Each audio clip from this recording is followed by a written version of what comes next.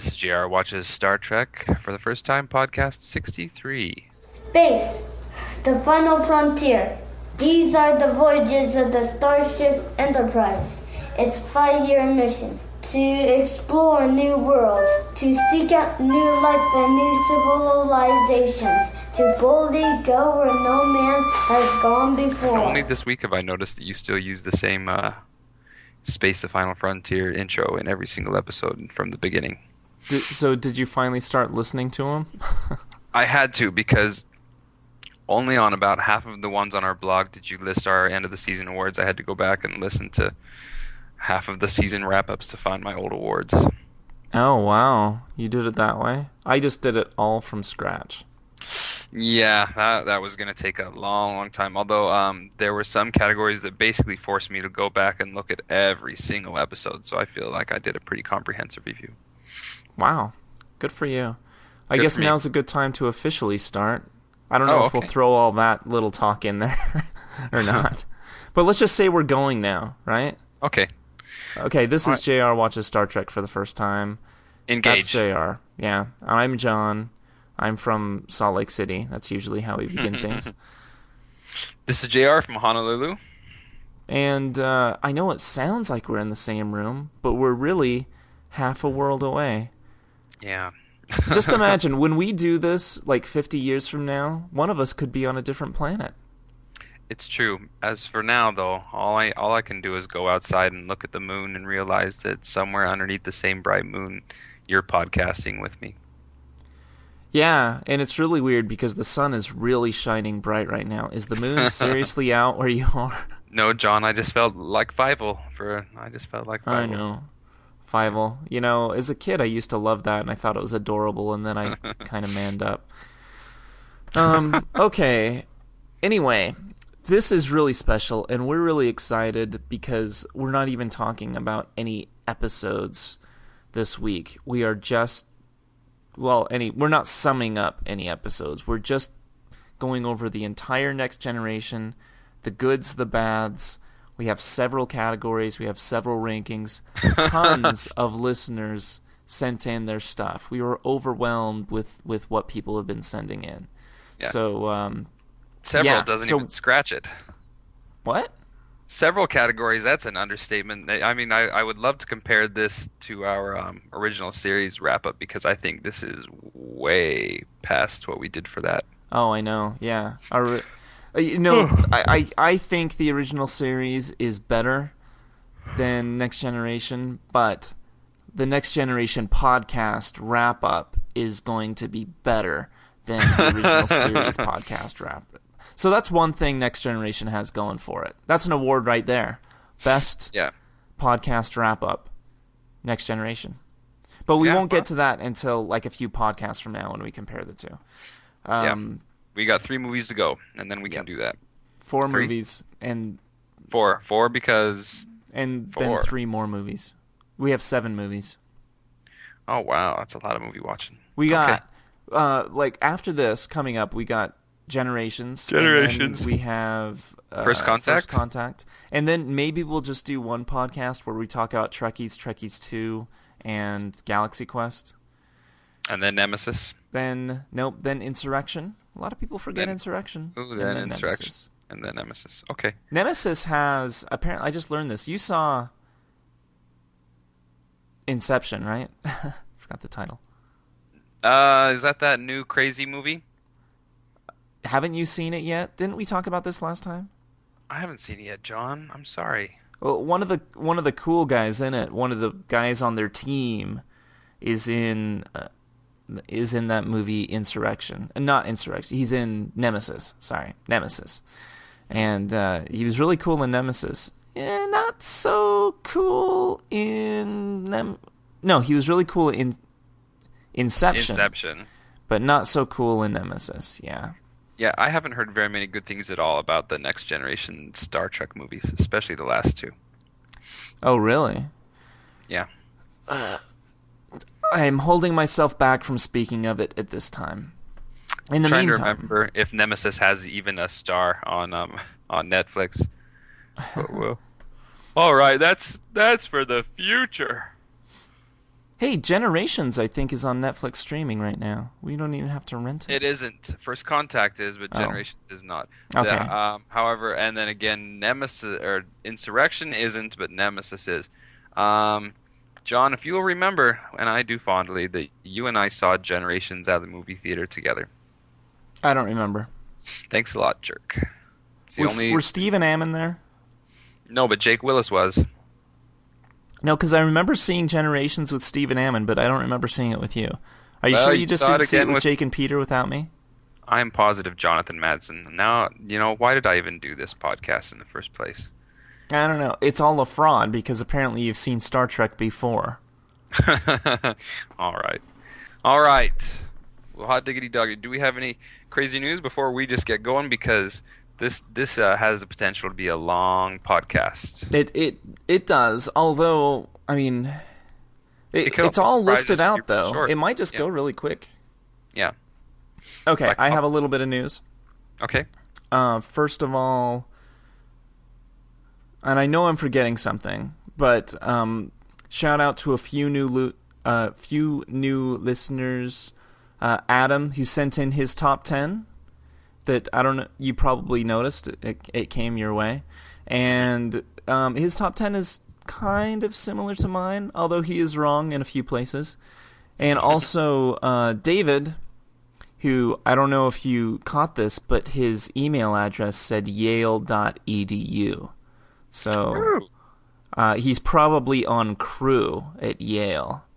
Maybe even the guy with the megaphone strapped to his face. They do that at Yale, right? They do crew. Yeah, I think so. I'm glad that we've broken through to the Ivy League. Yeah, no, that's pretty sweet. That's pretty sweet. But yeah, David sent in a couple of awesome emails. So I hope he listens to us while he's punting. yeah, no, that's cool. I hope he has a V-neck sweater draped around his shoulders. Oh, we're not making fun. We're having fun. We're just having. Yeah. Okay. Anyway, that was all I had. Oh, and one more thing. And I didn't tell you about this, Oh. but I think we have to do this. I just found a Okay, you've just finished watching all of Next Generation, and I just found a random quiz online. It's just really quick. Let me just ask you these and see if you really indeed have been watching. Let's see if you pass the Star Trek The Next Generation test. Okay, are you ready? Okay. Yep. Okay, here we go. All right. Worf's position on the Enterprise was Chief Security Officer. He replaced the first Chief Security Officer of the USS Enterprise. What was her name? Tasha Yar. I don't know. You said Tasha Yar? Yes. The answer is actually Natasha Yar. Oh. Well, I'm sorry. I guess All I right. get that one wrong. Well, actually, We'll count that as wrong. I can't really go to the next one. It's actually multiple choice, so you probably got the closest to that one. We'll count that as right. Oh, thank you. Okay, moving on.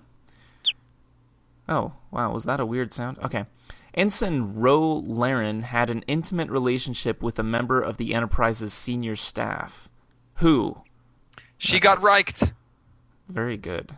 Well, actually, I don't know if it's right yet. Let's see if it's right. Oh, that is right. Yeah, there's a little beep there. Okay. What's the exact name of the USS Enterprise that was commanded by Jean-Luc Picard? I don't know. It's the Enterprise D, isn't it? I don't know what the full breakout is. You The NC-17 don't know the number? NC-17. Okay, fine. NCC 1701D. That's close enough, I guess. Pretty good. I got the letter right. Yeah. Since it's multiple choice, I'm not reading you the multiple choices because that would be too easy, but since you didn't get it, under normal circumstances, I'd call you wrong, but since it's multiple choice, I'll call you right. Okay. The Ferengi have a common code of conduct. What's the name of this code? Yo Jimbo. Here are the choices. The principles of the Grand Nagus, the teachings of Kahless, the rules of acquisition, the guidelines of wealth. How about the rules of acquisition? Or the guidelines of wealth? Or anything but the Kahless one? No, you're right. The rules of acquisition. Very good. Which There you actually, I'm not sure if... Have we talked about that? We may... Nope. because that's a huge thing in Deep Space Nine, and this quiz might be getting it mixed up. I think we have mentioned it once, though. All right. Okay. What are pattern enhancers used for? Oh, they're a transporter booster, maybe. They're devices used to amplify the signal lock of transporter signals? Yeah. Okay, let's see if that works. Oh, right. Bleep. Which species possesses cloaking technology? Which two species possess cloaking technology, i.e. the technology to make ships undetectable? Okay, if I'm correct, the Federation does, but they've agreed to not use it, and then also the Romulans. That's not a choice. Klingons and Romulans Romulans isn't a is choice? a choice. I didn't know the Klingons had cloaking technology. I thought that was a Romulan thing. Do the Klingons cloak as well? I don't know. Okay, well, you missed this one. I'm putting Ferengi and Vulcans. Oh, you No. missed it. It was actually Klingons and Romulans. Those You jerks. knew Klingons had cloaked ships. What are you talking about? Oh, okay, sure. Well, you missed it because you were missing it. Does that mean it's done now? There are a couple more questions. Let's skip okay. this one because that one's dumb. Earth is part of the Federation of Planets. Which species is not part of this federation? Vulcans, Andorians, Betazoid, Klingons.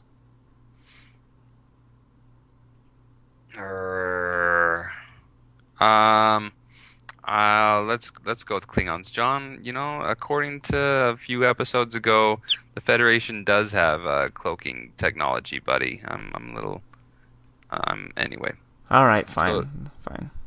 Is it Klingons? Klingonies? Klingons? Yes, you're right. Hot dog. Who was the legendary first emperor of the Klingon Empire? It's going to be Bill Blair. Yes, that's right, because I already went to the next one. It's actually Kalis. Ah. Okay, fine. Last one. Okay, it shows a picture here of some Klingons holding some stuff. And the question is, what are the swords called that the Klingons are holding? So imagine a picture of some Klingons, and they're holding something. What are they holding? Is it a... Yes, actually it is. It's a batleth. Okay. I was going to say Bakhtar. Okay. I don't know where Bakhtar comes from. Maybe that's from... I think it's some kind of dessert. Galaxy Quest. Maybe. Okay. The Bakhtar. There are a couple more questions. Maybe I'll ask them to you later. Yeah, maybe you will. Yeah. So, but so far, I think you only missed one. So I guess you passed Next Generation, and you're not required to watch it all again. That's good news. Passed the final. Okay. I guess we're ready to go into awards then. You have Indeed, them all let's do. filled out? I do. Let's start. How long did it take you anyway? Several days. It probably took me about 3 hours, like just with all the cut and pasting, like over a period of like 2 days. I'm so proud of you, John, and I you're know. being able to do it so fast. Okay. Anyway, we're gonna start with award categories that some of you have sent in. Yep. And then we'll do a few augmentees that John sent in, and then we'll go on to the main categories. Big list. First of all, we have a few of Nick's picks for awards and stuff like that. And I think if we have this correlated correctly, the first one is episodes in which Loxana Troy appeared. Is that right? Best Loxana Troy episodes and worst Loxana Troy episodes. Although, do you want to do worse than best? We sure. can do it that way. Sure. Okay, let's do worse than best. Okay, do you want to give his pick? Oh, I didn't write his pick down. Oh, okay. I'm not.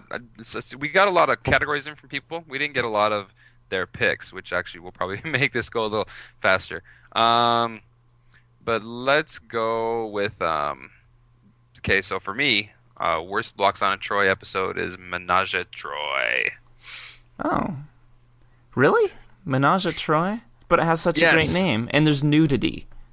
Yeah, there is. It's not the good kind of nudity, and then it shows her pleasuring a Ferengi. It's bad.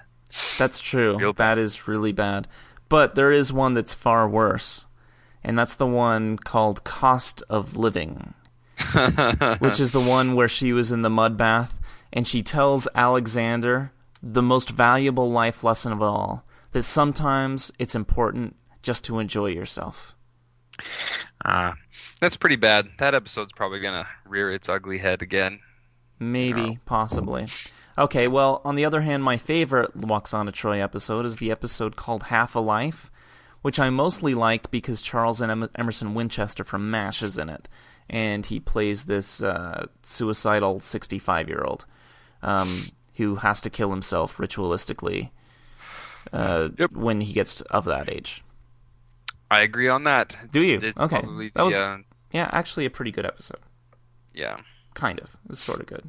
It might make an appearance on my top 10 list, actually. Oh, boy, John. Keyword might.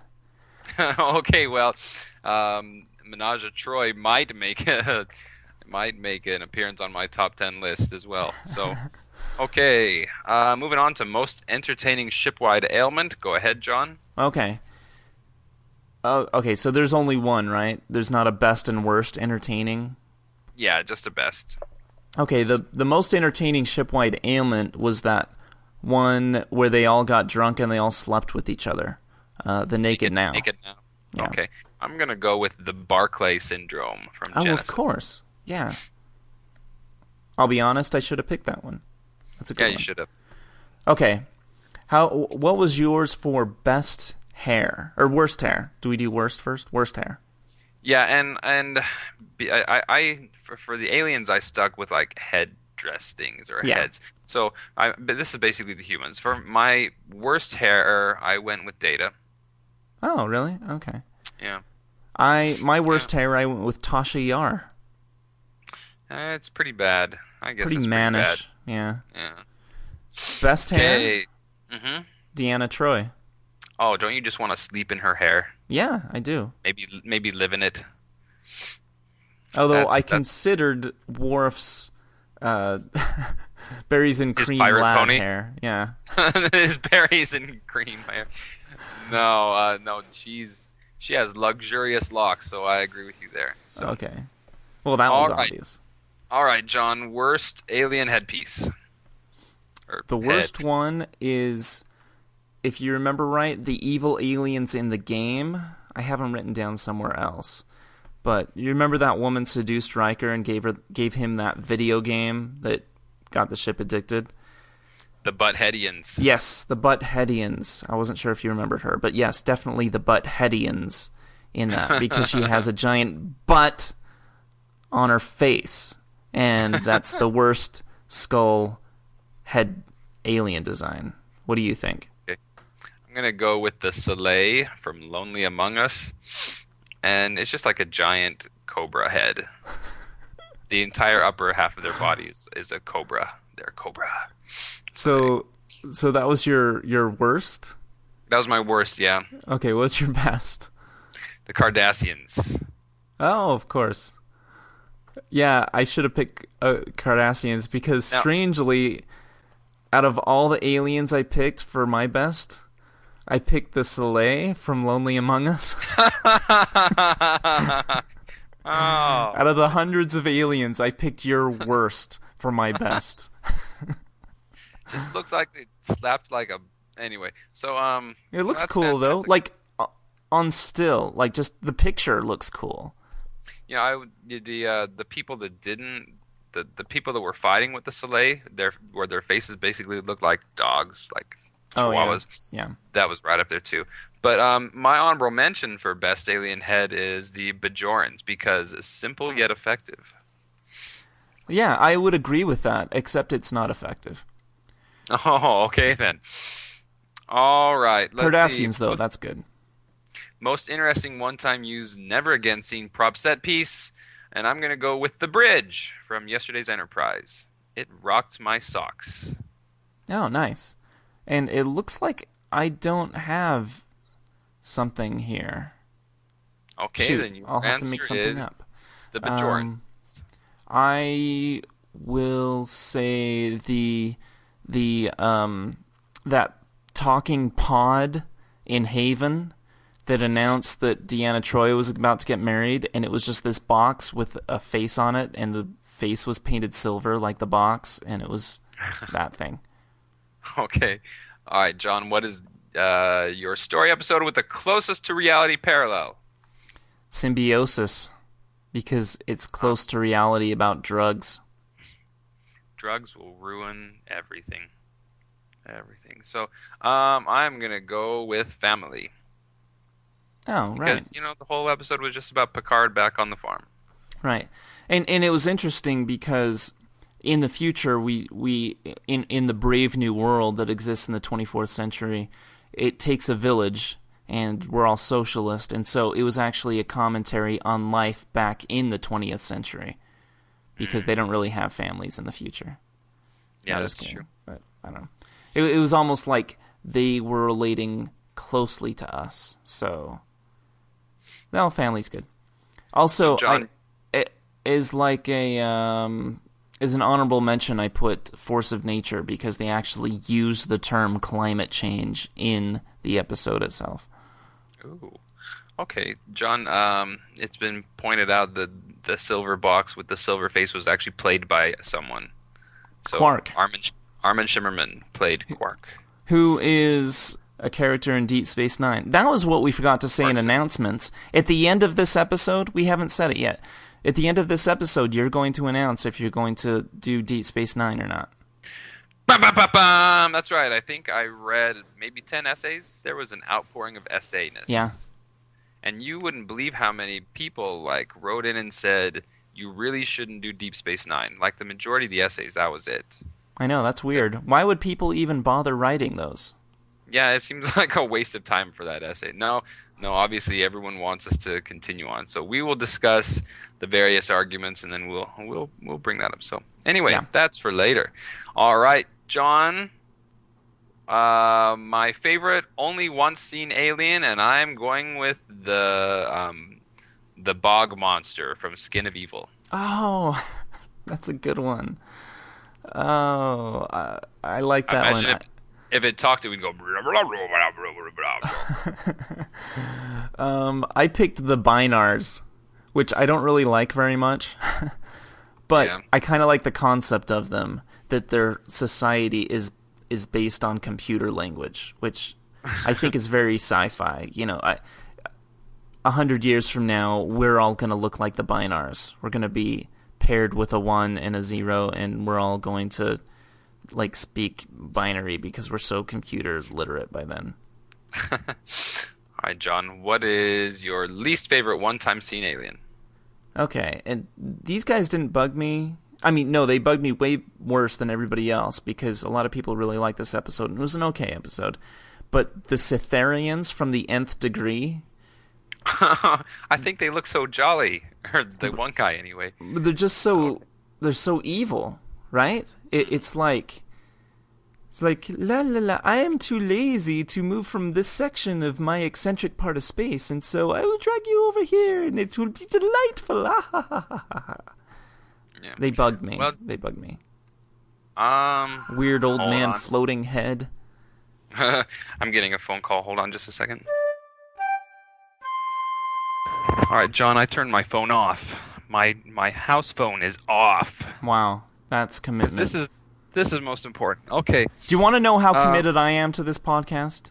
I haven't had a house phone in 7 years. That's commitment. Okay. Yeah. My least favorite only one-time seen alien is the Dauphin when she becomes the alien. Oh, yeah. The weird-looking... I don't know. But then your favorite, right, is when she becomes Madchenamik. But I guess not. No. Okay. Anyway. Madchenamik. Oh, I forgot about her. She might make the Cuter Than Wesley in First Season award, which is coming up. Oh, okay. Okay, next right. one. I'll read this one. Okay, the worst main cast hookup, and then in parentheses, under duress or under other influence, possibly alternate reality or, quote, vision. Oh, okay, so I'm doing it first. So you go. The worst main cast hookup. I'm doing Tasha and Data Okay. Okay, because she good. was wearing that crazy bad outfit, and then it was. Did she just? What'd she ask him? Did she ask him some weird question? And I don't. His response was, "I am fully functional," Yes. and so apparently in his programming, he's also a gigolo. Yeah, something like that. Yeah. And yeah, that seems kind of weird that would be programmed so that Dr. Soong would spend 5 years or whatever programming that. But well, and it's kind of weird because Data was looking for his humanity for 7 years. Why didn't they just get him Yeah. drunk again? Because he had all his emotions, he was able to satisfy a woman and everything, the whole 9 yards. It seems like he was pretty much there, right in that very, like what? That was like the second episode. Yeah. Oh well. Okay, my worst main cast hookup was Troy and Worf, but it was only the third time they hooked up, or maybe it was the second time, when they both de-evolved and mutated into a frog and an armored raping machine. So that was the worst hookup when Yeah. they were It was pretty de-evolved. bad. I don't think I could stand for that. But the best hookup was in Conundrum when Ro and Riker hooked up because Ro said, well, we're probably married, so let's hook up. Okay. Now that I'm not sure this counts because it says main cast and this is recurring character. My favorite hookup is Barclay and Deanna. Oh. But That's and I fun. think we just leapt to the conclusion Yes, that there was yes. a hookup. Oh, nice. But if that doesn't count because she's not main cast, then I'm gonna go ahead and go parallels Worf and Deanna. I love how you said she's not main cast. Oh, So, because he's not. Barkley's definitely the main cast, but Deanna Troy, no, I wouldn't call her main cast. She's not. She's more of a recurring character. Yeah. Comes on every now and then. So, all right, that is. So, what's your? Oh, you already did yours. So that was all of Nick's categories. Nick, Yep. thank you very much. Very good, Nick. And now we're on to Joey Smith, who Yes. gave us one category, and it's a good one.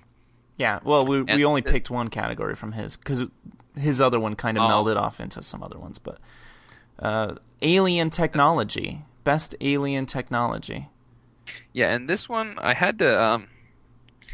Doggone, I think I've kind of been won over on this one, but I'm just gonna have to go with the Ferengi subspace shield penetrating transporter because it's really an absolutely revolutionary alien technology. Yeah, I actually went with Ferengi subspace shield penetrating beaming technology. Myself. Okay.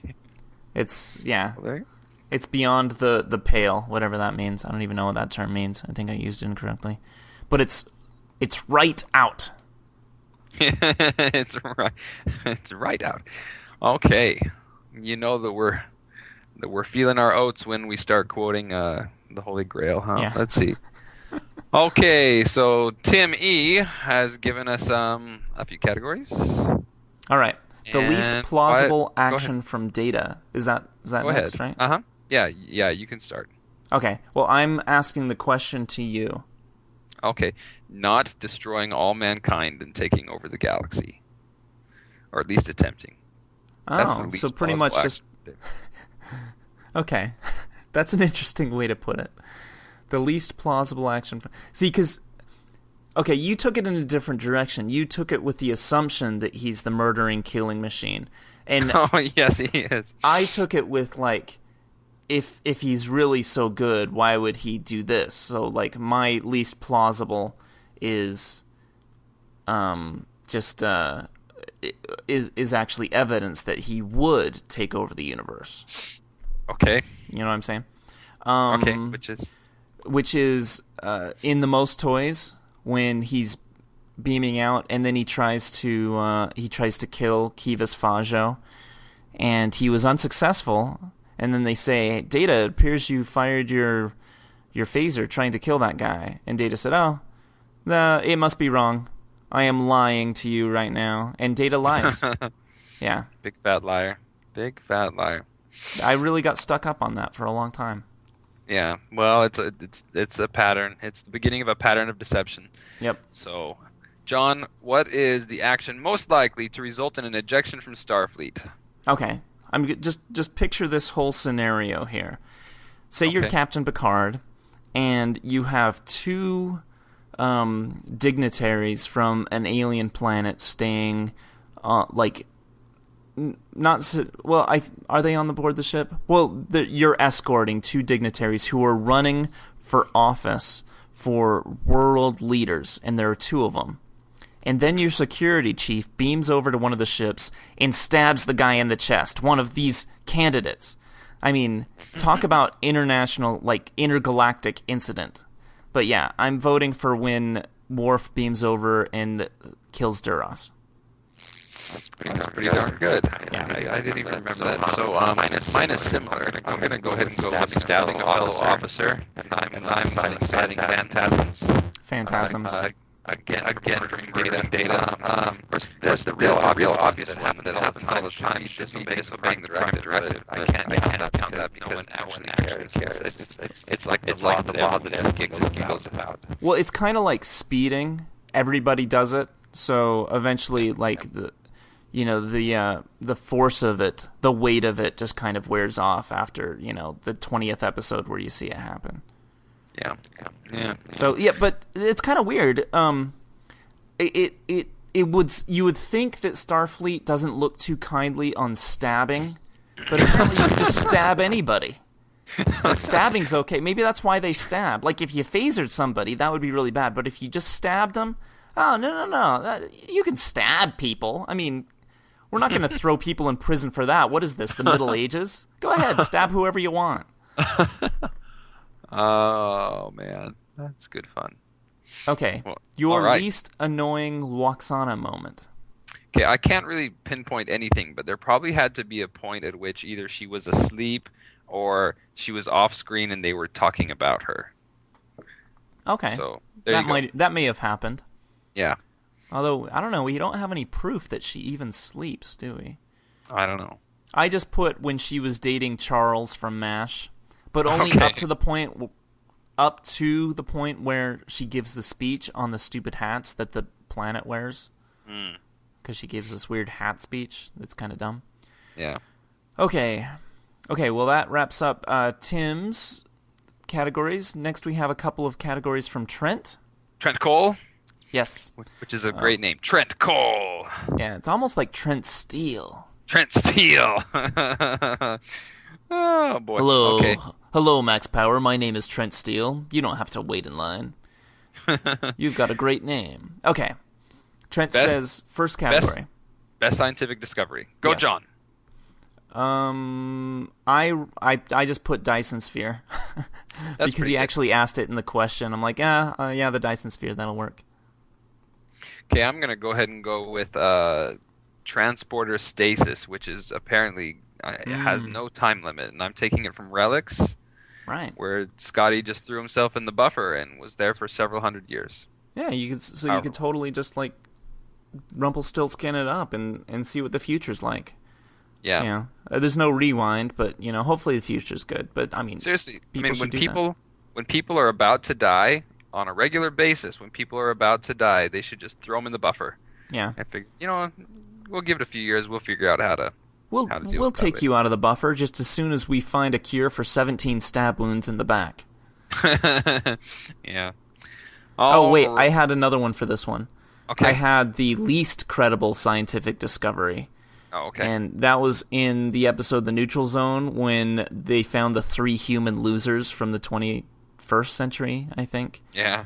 Same kind of thing. They were like in cryogenics, which is kind of like the pattern buffer, but less safe. All right. So are you Time ready travel for episodes. least favorite, Time Zero 2. Oh, really? Mine was A Matter of Time, starring Max Headroom, and a very moronic crew of the Enterprise. Why don't I even remember that? Remember Max Headroom? Rasmussen? He's a time traveler. Oh, and they're yeah. and he started stealing stuff, and he was actually just a petty thief from the 22nd century, 21st century or sometime.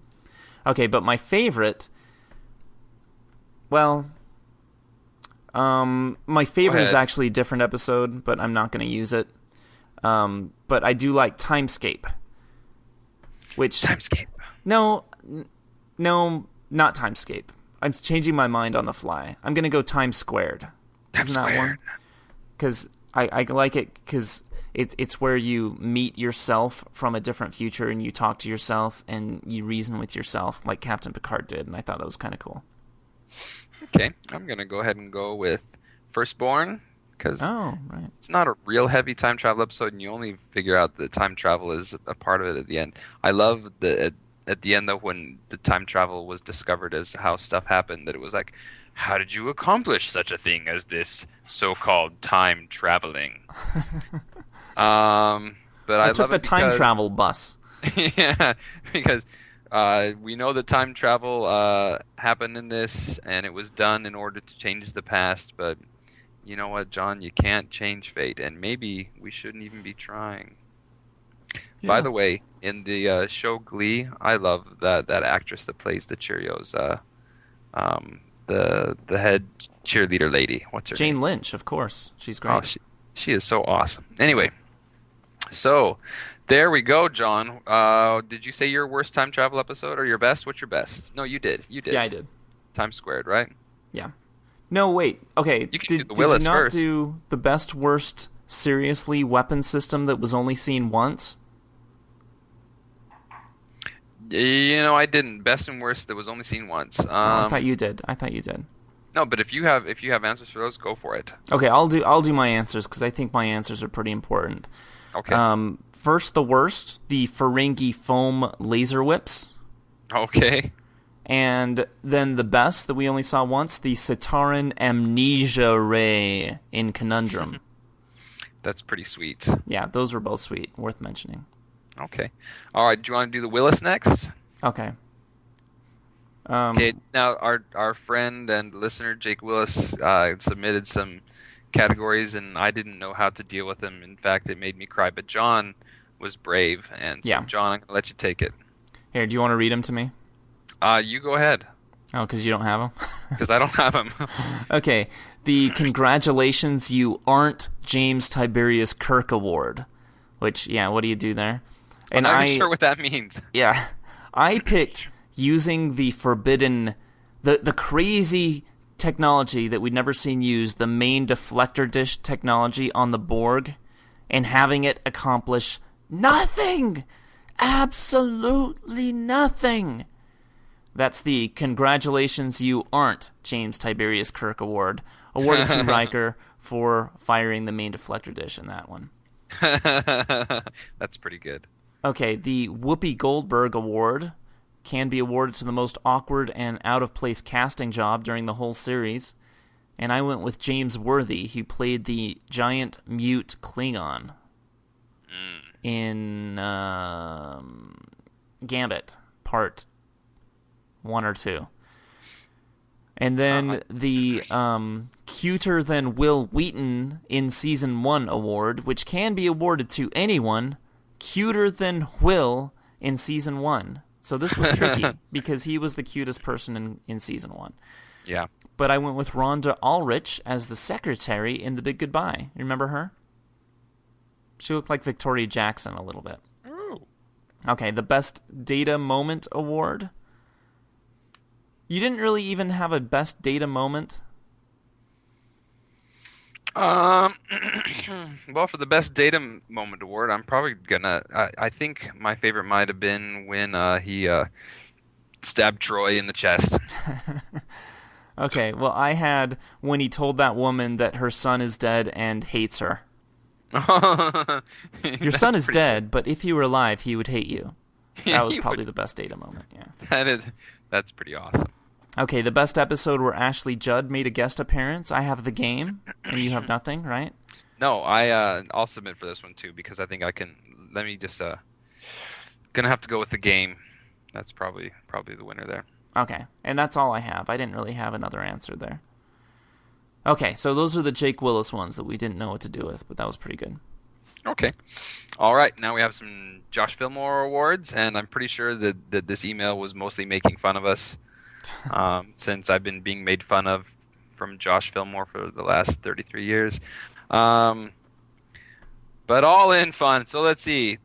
Basically, he wants to know who would win in fights. So the Romulans and the Jawas. I think I'm gonna have to go with the Romulans because they're taller. Although it's hard to argue the strength in numbers. If you had like a swarm of Jawas, perhaps I don't know.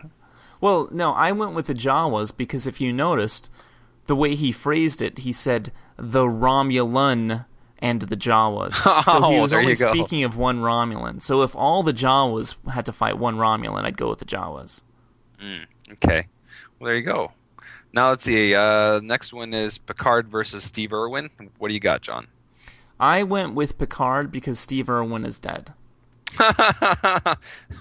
That's a fine argument. I'm going to go with the idea that Steve Irwin, the once alive Steve Irwin, because on the other hand, Picard is also fictional. So I'm sorry. Did I just say something? I don't know. I'm sorry. I never really acknowledged that till now. That's kind of a good point, if it's true. If it's true. So I'm going to go ahead and go with, even though Picard looks like he keeps himself in good shape, I'm going to go with Steve Irwin because, that guy, he was a scrapper. Yeah, he really was. He wrestled at alligators and crocodiles and other various deadly animals. Okay. Crusher versus the late Estelle Getty. Are we From Golden talking Girls. Estelle Getty at the age she was in the Golden Girls? Well, he phrased it the late Estelle Getty. So she's dead. Okay, it's probably Crusher. Yeah, definitely Crusher on this one because zombie Getty, she was kind of frail in real life, so zombie Getty is probably even frailer. But seriously though, if it was Estelle Getty in her not so much prime, but as she was on Golden Girls, I can totally picture her sneaking up behind Crusher and snapping her neck somehow. Okay. All right. How about the Borg versus Chud, which is cannibalistic humanoid underground dwellers, which if you've ever seen the movie, they're like industrial-sized garbage bags with flashlights for eyes. But I'll go with the Borg on this one. okay, I'm going to go ahead and go with Chud because I think it would be like chimpanzees going crazy. The Borg, they're slow and methodical, but the Chud would just... they can't be stopped. According to Daniel Stern, they can't be stopped. I never saw Chud. I should. John, how did you understand the episode in New York with the Simpsons? When he Simpsons. Said, then the Chuds Then came the out. Chuds got... Oh, Homer, you can't blame New York just on the pimps and the Chuds. Oh, okay. All right. So what's the next one? Klingon versus Tyranid. I don't even know what Tyranid is. I meant to look this up. I'm going to Google it really, really quick because I'm curious. Because I know Okay. Josh has something up his sleeve here. Tyranid. Is it some Doctor Who thing? I don't know. I'll go on to the next one while you're looking that up. It's Okay. Data versus Dolph Lundgren in the cage. And I hate doing this because Dolph Lundgren's awesome, but I think Data it's acknowledged that if he wanted to, like, he could like kill anybody, right? I mean, he's kind of indestructible, murderous. However, if Dolph Lundgren were given some inside information and was told where the off switch is, Data does have that off switch, which is a real Achilles heel. But I'm gonna probably go Data on this one. I went with Data because Dolph Lundgren's in a cage. The way I read this, Data versus Okay. Dolph Lundgren in a cage. In a cage. Okay. Yeah. He just All right. phases him. He just shoots his phaser at him, like Data's wont to do. Or picks up the cage and throws it off a cliff or something. Okay, so I just looked up Tyranid, Uh-huh. and it like doesn't exist, but it did one of those like Google "Did you mean" things, and it said "Did you mean Tyrannid," which is a fictional race from Warhammer 40,000 tabletop. Wow, I have no idea. So Yeah. I'm gonna go ahead and go with Klingon. Yeah, me Just- too. Because all they have to do is just knock the Warhammer 40,000 tabletop game off. Just like knock it over. Okay, what's the next one? Sulu versus Swamp Thing. Did you ever see the Swamp Thing? I never saw Swamp Thing. Yeah, no. Oh my gosh. No, okay, you seriously. Okay, what was the other one you haven't seen? We were just Chud? discussing. Yeah, okay, so seriously, you need to queue up Chud and the Swamp Thing immediately. Double feature. That sounds like a good Yeah. one. Yeah. Well, what'd you So say? um, I gotta go with the Swamp Thing because he has unnatural strength, and now I guess it depends on if they were on dry land because he kind of thrives in the swamp. Also, if he were in outer space, because if he was in complete darkness, because the Swamp Thing thrives on the sun because he's a plant, sort of. But I think all in all, we're going Swamp Thing here. Well, I'd go Sulu. I think Sulu would just go, hello, and then, like, get behind Swamp Thing, because in that grab that he did in Star Trek 3 to that big guy with the mustache, it was very homoerotic. And, or get a sword out and just Although, wait, I don't know why that has nothing to do with Next Generation, though. So maybe we should throw that question out. Okay. Yeah. And then Josh's last, quote, question. I would also like to see a race between Riker and a gorilla. Well, that's not really a question. That's more of a statement. Who wouldn't like to see a race? Yeah, so the answer is agreed. Agreed. I would just like to see a cute little crash helmet stuck on the gorilla, when they get in their little go-karts, because I imagine that's what the race is, like a little go-kart with the gorillas and a cute little helmet, go-kart helmet. Yeah. So, okay. All right. Now we have John's categories, right? Yours. Yeah, You. these are some of the ones I thought of last minute. Okay. What is the worst and the best alien ship? This was hard for me because there's like a huge, on Memory Alpha, there's like a huge database of all the alien ships, and as I was looking through, I'm like, okay, that looks a lot like that and that and that. So, worst alien ship, this is good. You're going to say I'm cheating because it's not really alien, but I'm going to go with the Enterprise D. Really? Because it looks like a sink? Yeah, I know they were trying to modernize the look of the Enterprise, but it took a real step backwards. Okay, my worst is actually the Cardassian ships, or one of the Cardassian ships. It actually looks like a shovel, like just a big shovel. That's But funny. my favorite is the Ferengi ships. I think look really cool. They're kind of brown, and they're swept forward, and kind of like spiky, and just kind of really sleek and smooth looking, but then kind of sharp on the wings. I think it's pretty cool. Well, for my best, I feel almost like I'm copping out. I'm just going to go ahead and go with the Klingon bird of prey. Yeah. Nice, sleek, classic design. The little one, right? Not the Klingon cruiser. The bird of prey that they had in Star Trek 3 that's with the wings swept down, kind of diagonal. The one you see every time you see a Klingon bird of prey. That's the one I'm talking about. All right, fine. Because there is the Klingon cruiser that Kim Peck was on that's like way bigger, and it doesn't look as cool. Okay, then definitely the smaller one. Okay, John, the ugliest alien race. Okay. I'm going to go with the Dreamin' from Pen Pals, which is sad because it was a little girl, but she was the ugliest little girl. Yeah, Those gross fingers and pretty unattractive. I'm gonna go ahead and go with the Janai. The Janai. Janai. Oh wait, those are the androgynous ones? Yes, from Outcast. Yeah. Oh, that's sad. Oh, they weren't too bad. They weren't too bad. Okay. You're just looking at the haircut, right? Like that is a horrible haircut. Like it's a like pretty bad what haircut. unisex salon did you get that haircut in? Now, from the prettiest aliens, I'm going to go ahead and go with the Kryosans from The Perfect Mate. And it's not just Famke Janssen, but it showed several Kryosans, and they're all pretty attractive. Oh. Not to mention, I know we're going strictly by physical attributes here, but also, the whole metamorph thing, that's pretty cool. That's true. But that's anyway, obvious. All the Kryosans were attractive, and Yeah. she was really darn attractive, so... I went with the Hellions, which I think this Are is they on the paralleling Justice Planet? Hawaiians. No, they're not from the Justice Planet.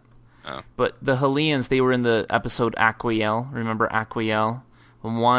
Yet another girl that Geordi fails with. Is she a Hellion? She's a Hellion, yes. And she's very cute. All right, she just has little ridges. Okay. As an honorable mention, I did the Angels from the episode Angel 1, which is the planet controlled by Amazon women. Oh, yeah. Yeah. Okay. All right, so what's next? The coolest/lamest special effect. Okay. So lame first? Yeah, I'm going to go with Crazy Straws from Emergence. Ooh, that's a good one. The life form that's Crazy Straws. Yeah, look at this new life form. We found it in our Burger King Happy Meal. I am going to put in Genesis when the crew was de-evolving, but then when Data's cat de-evolved, they didn't change the cat with makeup like they did the rest of the crew. They just just stick a lizard on the set. Just go ahead and bring that lizard over and replace it with that cat. Just put that lizard where that cat was. Yeah. There we go. That's good enough. That's pretty bad. That's pretty stupid. Yep. Pretty stupid. My favorite, actually, I had a really hard time because we spent so much time thinking oh, look at that effect, that was kind of lame. I couldn't think of one where we were like, wow, that was a really cool effect. But continuing on with the lizard theme, when Geordi changed into an invisible lizard, and when you actually see him, it's not that cool, but when he's running through the hallway and he looks like Predator, and you could just kind of see the invisibleness of him, that's what I liked. Okay, well, there you go. I'm going to go with the Enterprise cloaking and phasing in Pegasus. Yeah, that crossed my mind, yeah. It may not even have been cool. I don't remember what it looked like when it happened. It seemed neat. It's just the Enterprise is cloaking. And that's what's so interesting. Yeah. And phasing. You're right. Okay. Now, you're the worst doctor on the Enterprise D. We have a worst? I thought it was just a best. No, there's a worst doctor category. The worst doctor. Okay, the lady that came on and was performing experiments on people. In ethics? Yes. Yeah, I can't remember her name. But yeah, okay. She was a pretty bad doctor. I actually went with Dr. Pulaski from the second season. Okay. She was old, and she was racist against robots. Yeah, that's true. So, John, then who's the best Enterprise D doctor? Dr. Solar. Night Doctor. Yeah, yep. I agree. I also put Dr. Solar Night Doctor. Of course, Dr. Solar Night Doctor. Yes. Oh. Okay, next. Okay, are we... This is just to our big list now. Okay. No. I threw these on as a last-minute John add-on. So we're going to do the worst Twilight Zone episode and the best. Oh. So, John, worst Twilight Zone episode. Okay, hang on. I got to go into an email here because I just got a great email from David. David from Yale, or at least with the Yale email address. Because he actually sent in a list. We should probably post this email because this is... we barely got this in, but he had a list of best Romulan episodes, best Klingon episodes, and best Twilight episodes, which I'm looking at here. Okay, so the worst Twilight episode? Yeah, go ahead. I'm going to go with Clues. Oh, okay. Remember, that's the one where only Data knew what was going on, but they had to avoid the race that was xenophobic and was going to kill him if they found out, and so... But then... they found that their bones were broken without them knowing, and plants were growing, and it was actually a day later and stuff like that. Okay. Well, there you go. That's interesting. So my worst is Frame of Mind. Mostly just because of Riker's extreme overacting. And it makes me tired. Yeah. Yeah, I kind of have a place in my heart for Frame of Mind because I love seeing the screen shatter. And that's always fun. That was a great special effect, wasn't it? Yeah, yeah. The greatest special effect. Okay, so what is your favorite Twilight Zone episode? Well, the episode itself wasn't super good, but just specifically, like just thinking in the category Twilight Zone episodes, Uh-huh. I liked the one. Oh, I can't even remember what it's called now. I do. It's the one where they can't get to sleep, and they start seeing, like, they start hallucinating, and they start and Crusher is Night Terrors? yeah, Night Terrors. Interesting. It's not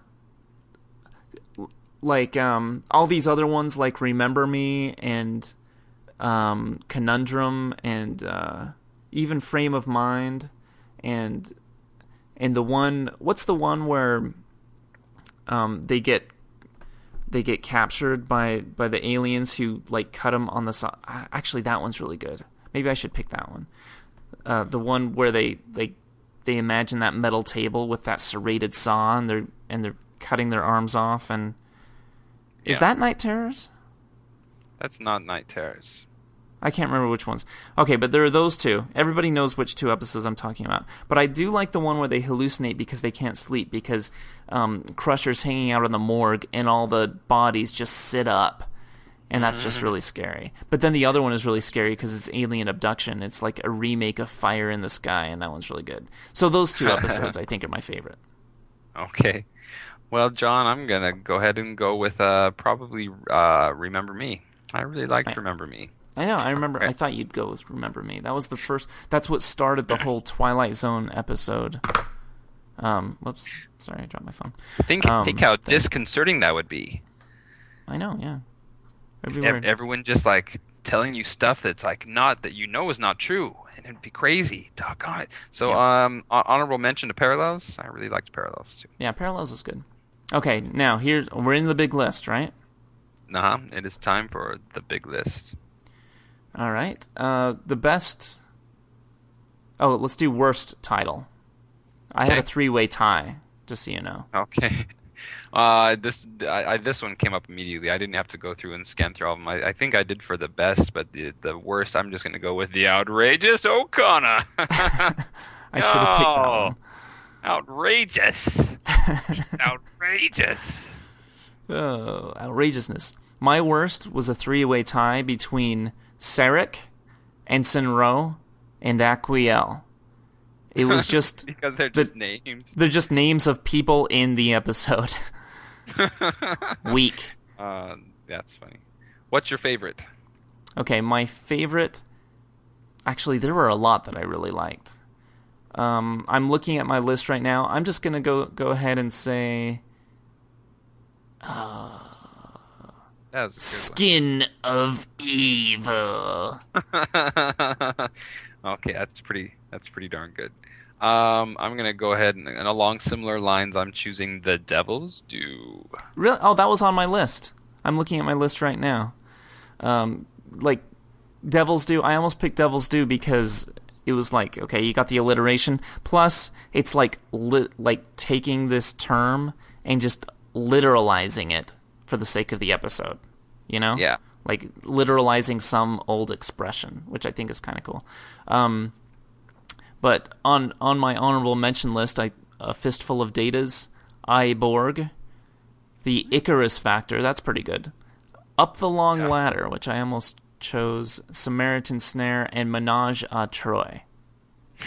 Menage a Troy probably is the best title in that. But ooh, this is a big one. What is your best technology? No, what is your worst technology? We do worst. Yeah. Okay. I don't recall the episode, but in the medical bay, you have these things that people are inside these containers, and there's like a shield so that their sickness can't get out. Now, you stick your hand in the containers, and your hands get all infected, but when your hand comes out of the container, you're de-infected. Unfortunately... that hole is too small to drag that person's body back out. That seems like the worst conceived technology. It certainly is. You're correct. Yeah, I think that's in Q Who, actually. Because there was like a kid who was dying in Q Who that they had to get. So Yeah. Okay. No, you're right. That's the best one. Or the worst one, of course. I just picked virtual reality from Interface because it was fresh on my Virtual, mind. yeah. Okay. Okay, But are what's you your ready for best? my best technology? Yeah. I totally am. Okay. And this is awesome. It was a technology that Moriarty came up with on the holodeck, and it was his quote complete control of the ship holodeck lever that he just pulled the lever, kind of like the Conan O'Brien Walker Texas Ranger lever, and then the ship would just do crazy things. That was awesome. Yeah. Just a big lever. Just oh yeah, well I'll make the ship turn left and go somewhere. And he pulls the lever. There's like only one way to pull it. Like, how much control can he possibly have? But he had it because he was Moriarty. Oh man, that's great. For my best slash favorite technology, I just went with the holodeck because seriously, yeah. Yeah, I guess I could have picked the holodeck and then I could have included the lever as a subset, but I really wanted to pick the lever. Okay, what is your worst planet? My worst planet, and I gotta tell you, for the best planet, I went through and I looked at them all, and I tried to like be clever about it. But the best planet, anyway, worst planet is Kalon from Half a Life because they all they've got the mandatory suicide date, and the planet's about to be destroyed anyway. Just Oh, not yeah. where you want to be. Yeah, totally. My worst planet, I didn't think of that one. That one's a good one. My worst planet is the one, I didn't write it down, but it was the one in Force of Nature with those two annoying environmentalist siblings who were there. And also there's no way to get to the planet, like on and off the planet. You can't leave. Well, you can leave the planet, but you can't go anywhere else because you can't do warp around the planet at all. So, That's a pretty bad planet. Okay, what's your favorite planet, John? well, I guess I could go with Risa, but I'm actually going to go with the Justice Planet in the Rubicon system because they kind of skip a lot of the, like, Risa people are just fully clothed right there, and then you Yeah. eventually have to get their clothing off. But the Justice Planet, you don't even need to do that. Plus, since everyone has this huge fear of getting killed, there are no broken laws. So it seems like it would be great. Okay, here's my argument for Ryza over the Justice Planet. One, in Ryza, you don't have to worry about seeing the scantily clad men, which I That's get true. it. We That's want to true. we want to be fair for the women. That's fine, but oh Yeah. man, I don't think I could handle that much time. So also, on Ryza, there's probably not the fear of being killed if you trip on your shoelace and fall on a flower bed. Yeah. I just think that the trade-off isn't real good there on the Justice Planet. But there is a whole lot of oil and a whole lot of not very much clothes. So, Yeah. See? you got to take the good with the bad. So that's so there's that. So let's see. Now, John, what is your least favorite use of the holodeck? Probably in the episode Emergence, when they were on the Orient Express and they had to collect stuff from holodeck characters. That just felt like a poorly conceived video game that you might like download it as freeware, and that's anyway. My least favorite use of the holodeck, although like there's like a sadistic pleasure in this, is Geordie's Leia Brahms fantasies on the holodeck because it's just so. Oh, it just shows how pathetic Geordie is. Yeah, it does. It's really one of the greatest moments in Star Trek when the real Leia Brahms stumbles upon that holodeck program. Yeah, no, that's great. Yeah, iconic. Okay, well, what's the best use of the holodeck? CSI Lab. In the Was alien that abduction in episode. A Matter of Perspective? That one? No. Although they use it for that too. So, I'm talking about in the one where they're abducted by the aliens and they go, "There was a table," and the holodeck says, "Not specific enough. There was a metal table," and then all of a sudden it's like exactly the style of metal table they want. I mean, it knows. It knows. Dang it, The what is holodeck the name knows. of that episode? Because we've mentioned it twice already. There was a stabby arm like this. Yes. There were holes in the table. I thought it was fantastic. Okay, one of our friends in chat. That's your job. You know what episode we're talking about. Tell us what it's called. Yes, thank you, Jim. Please do that. Did you do your best use of the holodeck, John? Oh, no, I didn't. I'm going to go with what they did, what Moriarty did to them in Ship in a Bottle to make them think they weren't in the holodeck. And then they did the same thing to Moriarty later. But I also have a special place in my heart for just Barclay's holodeck program where he reprogrammed all the members of the crew because he hated them Yeah. all. And they were all in like these weird positions. Like, first of all, Crusher and Troy were objects of lust, and then Riker was this little midget, and then Wesley was this spoiled painting character, the blue boy. He was just this bratty kid, which was funny. Ooh, we're getting to some good ones here. What is your... Let's see, we did Planet, right? Okay, your worst data malfunction. I'm not sure I'm going to call this a malfunction, but it's when Data is all set to sacrifice the entire Enterprise for the exocomps in quality of life. Yeah. I guess it's not officially a malfunction. So Okay. illogical. If he's doing it because he's following logic and like whatever is supposed to go on in his head, it doesn't work at all. Mhm. Okay? And anyway, it angers me. Go ahead. I understand, yeah. Okay, my least favorite, or, well, the worst. It's not my least favorite because it was hilarious. Oh, by the way, we just heard Schisms is the Schism. episode that we couldn't think of with the metal table where they cut their arms off and stuff. That's a good episode. But yeah, my least favorite... No, not my least favorite, sorry. My worst data malfunction was in Phantasms when he stabbed Troy. Oh man, that was pretty good. Okay, but my best malfunction? The best malfunction of Data was in Brothers when Dr. Soong called him home and he had that like homing program where just like that took priority, and then he took over the Enterprise, and there was this big long sequence at the front where he took over the Enterprise and he locked them out, and he just outthought everybody on the Enterprise, showing how dangerous he is. Yeah, I picked that one too. And isn't it amazing how quickly it's terrifying how quickly he can completely take over the Enterprise and everyone is just powerless. Yeah. Like in a matter of seconds, the Enterprise was his and no one else could do anything about it. Mm-hmm.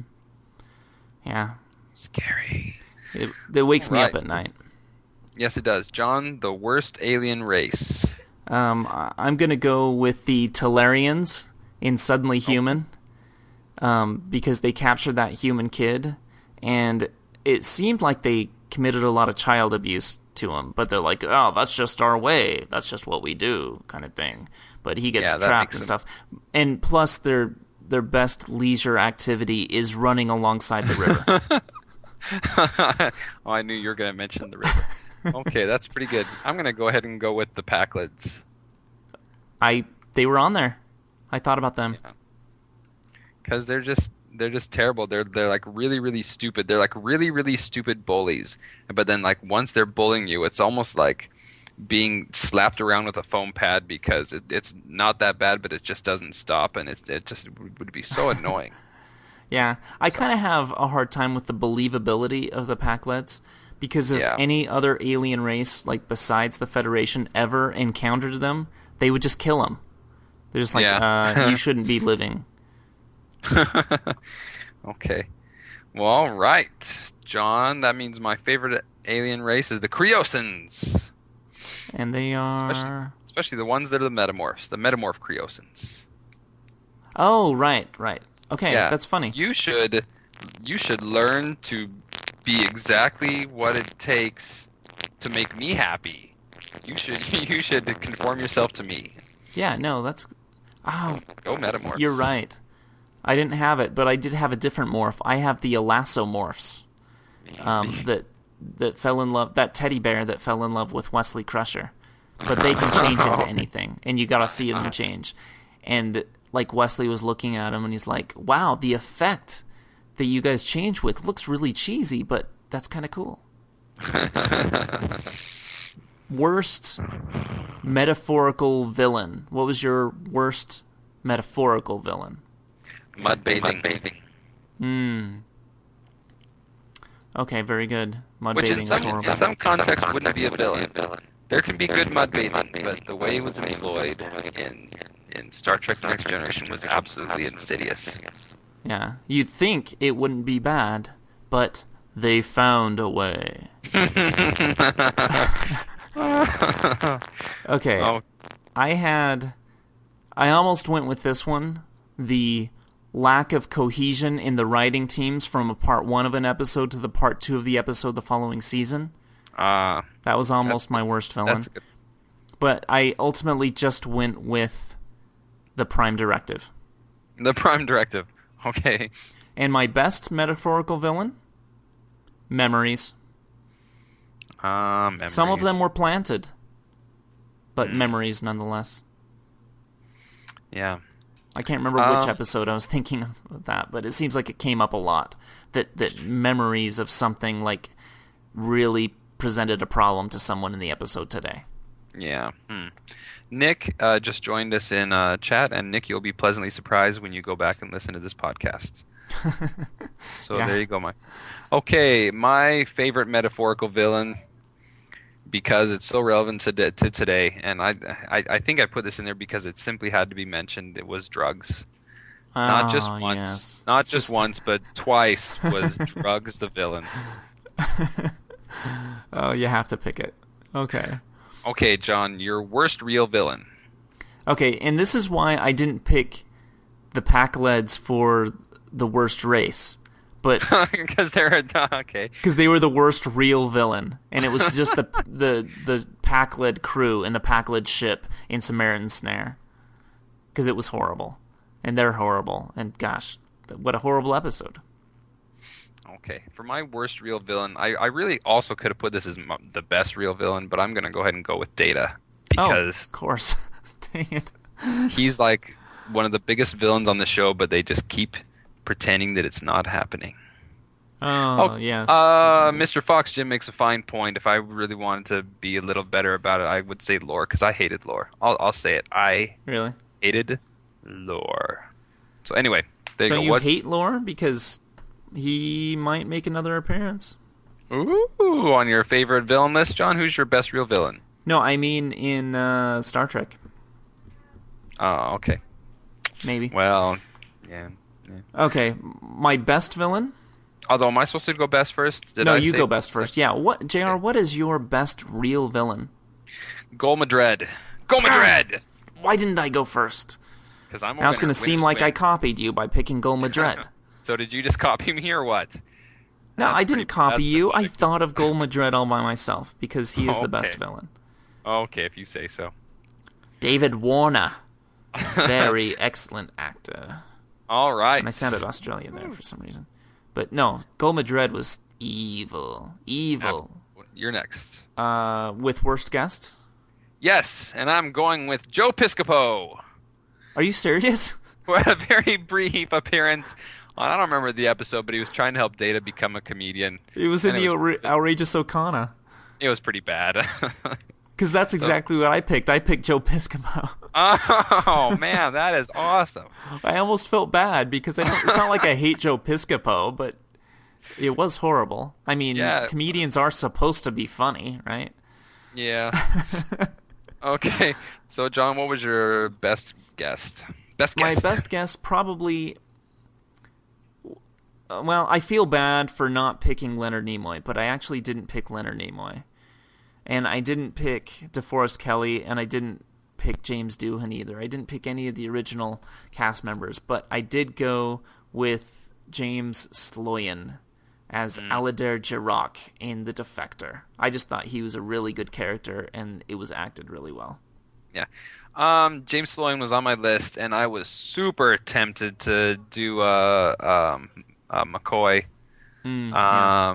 But in the end, I had to go with the incomparable Leonard Nimoy, John. Yeah. So, I feel so bad. Leonard, if you're out there, I apologize. yeah, he's listening to this podcast, and right now he's thinking, darn you, John, darn you. It's like So, just the one glimpse. He's just like randomly on the internet. He comes across us, and then like that happens, and then he's like, "I will bring them down." okay, John. Who is the worst name? Your worst name? Your worst name. You start, My don't worst you? name? I start? I can't remember. Okay. My worst name, I know you'll think of a better one than this, but I went with Vash. Picard's Gosh, Robin Hood girlfriend, Vash. because it sounds kind of like an affliction or a disease or something. I don't It know. does, which is weird because it's part of the word ravish, Uh, but okay, it's not. I went with Guinan because it kind of sounds like some Guy? sort of fishy female part that you would talk about in biology, and I always feel uncomfortable saying Guinan. Yeah. Jim in the chat says the worst name is Q. Gynecologist. There you go. Worst name Q. It's pretty good. Gynecologist, yeah, perfect. Yeah, but Q is only part of a name, so we should have thought of that. It's also kind of not the most interesting letter. Yeah. Okay, but your best name. Oh, John, I hope I'm stealing your thunder again. And I've been won over on this one, and the best name in all of the next generation is Croesus. Oh, you beat me. I'll let you say it your cool way, though. Croesus. There you go. Croesus the Dementor. Croesus, someone get me a cape. I will serve lore to the last of my days, which is today. Croesus. Okay. I had to get Croesus in. Okay. Okay, the worst two-parter. Time zero. Times Arrow. You're correct. Okay. Best two-parter, John. Best two-parter. I'm going to go with Chain of Command. Chain of Command. Oh, well, that was easy. Yeah. Okay. Worst cliffhanger.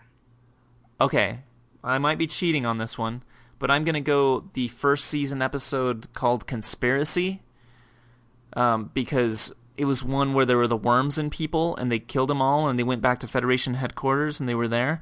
But then at the end of the episode, there's like, it's a tracking beam. They're headed to Earth, and then at the end of the episode, you hear this beep, beep, beep, beep, beep, beep, as if like the message was going out. But then there was never a part 2 of that episode.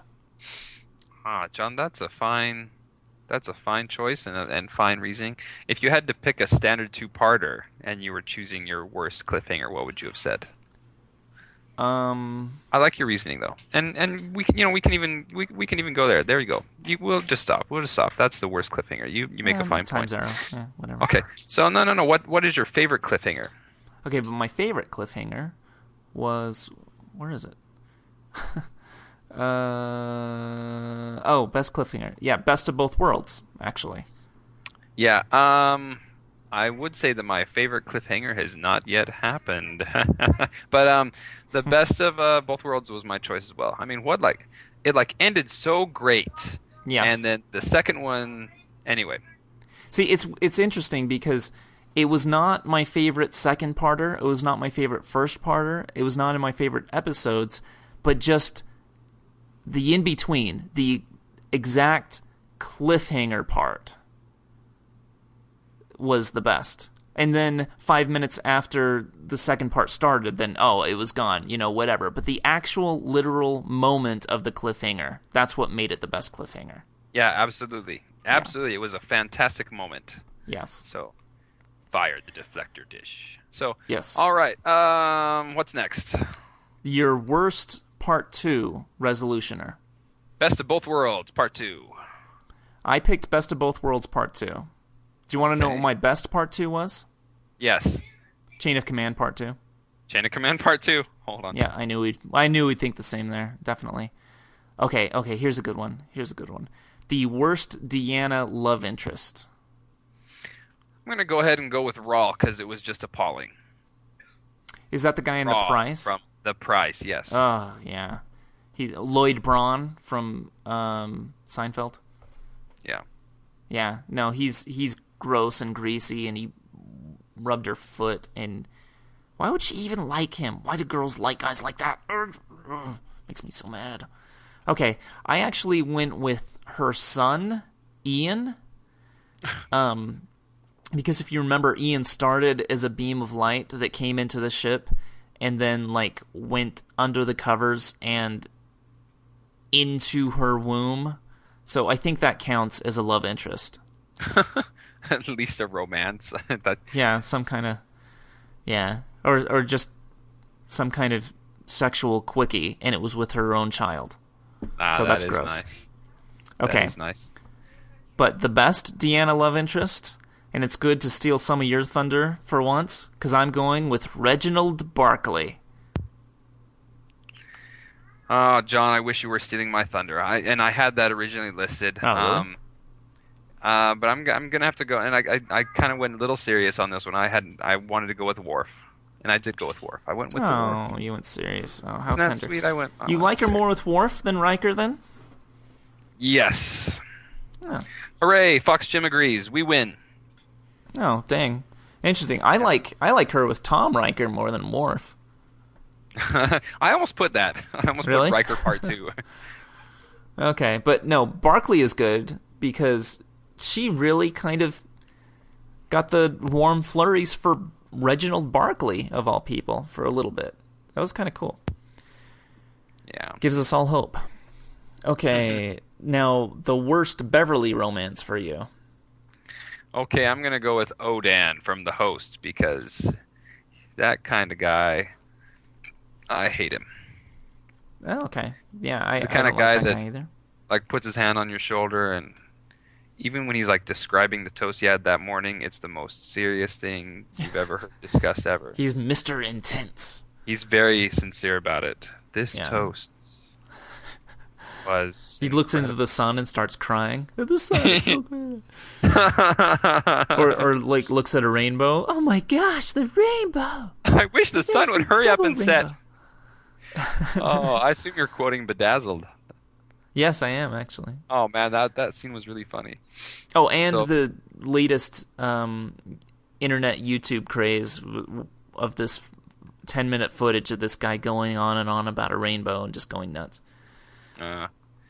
Okay, well, I'm gonna have to go for best Crusher romance. I kind of went serious here too. Honorable mention to Ronan because that was pretty sweet.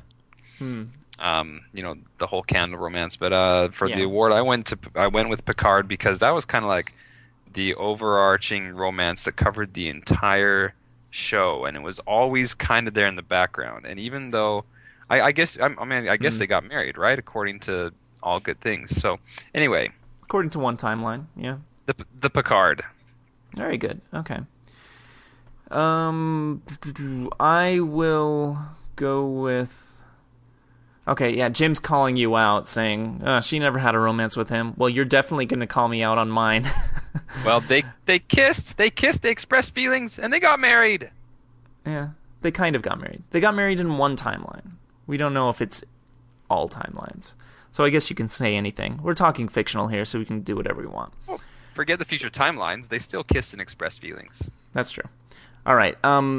Did I ever say my worst Beverly romance? Because I went ahead and went with the candle, Oh, even though I Ken- love that like, episode. I guess you didn't. I'm sorry. Okay, and the best Beverly romance? Okay, this might be cheating a little bit because this wasn't really a romance, but I think there were sparks there. Sparks I like to see anyway. But in that same episode, the host, but not that guy, not what's his name, but after he died and they put his Riker? Trill thing after Riker when they put it into the woman. So the chick Trill, that's my favorite Beverly romance. Some like girl on girl that actually never happened. That was But- intense. Yeah, it was intense. It was palpable. Palpable. Yeah. Oh, Jim said, I almost picked her best romance was the game. The sex game that came on board. Yeah. Okay, JR, your worst recurring character. Oh, only if we're forgetting about the worst Picard romance. Oh, whoops, I skipped past that. Sorry. She did. Worst Picard romance, Nella Darren from Lessons. Yes. I didn't even put her name down. I just put that yacht in Lessons. She's not all. She's not. I don't. And he gives up all of his innermost sensitive parts to her so fast. Like Oh. I've never played this for anyone. I don't do this with anyone. And blah blah blah. And she wasn't all that, John. She's horrible. She reminds me of a freaking Catherine Janeway. Oh well, we'll get to her later. Okay, but your best romance? Oh, what was your worst? Oh, my worst? No, I said that Yachin Lessons. Oh, I yes, you agreed did. with you. Yeah. Okay, so my best was with an honorable mention to Kamala. I went with Vosh. I think he was best suited with Vosh, even though her free spiritedness made it so they could never be together. But the problem I had with Kamala was that she was like programmed to like bond to him. It had nothing to do with her actually having any real feelings with him. She just happened to spend enough time with him that she bonded to him. And he happened to really dig her because she was becoming exactly what he wanted. So even though she was really pretty and he really dug her, the one that was actually a natural romance that I thought was the best was with Bosch. Oh, true.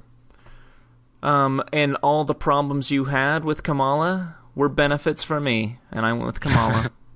Okay, it might have been the best romance for him, because that would have been the best romance with anyone. And I thought about the lady from the Inner Light, but if we're getting picky here, that wasn't a real romance because that was all in his mind. I guess, yeah. Way to call out Jim this time. Oh, that'll teach him. No, but actually, I do like the Inner Light one. For some reason, that didn't even occur to me. I probably should have picked that one. That's a really good one. Okay. Worst recurring character. John, you get to announce all the categories now. Okay, fine. You announce the categories. Yeah, worst recurring character, John. Loxana Troy. Loxana Troy. All right. Best recurring character. I'm going to go with Ro Laren. I really wish there'd been more of her. Honorable mention to Reginald Barclay. Oh, yeah. Yeah, I liked Barclay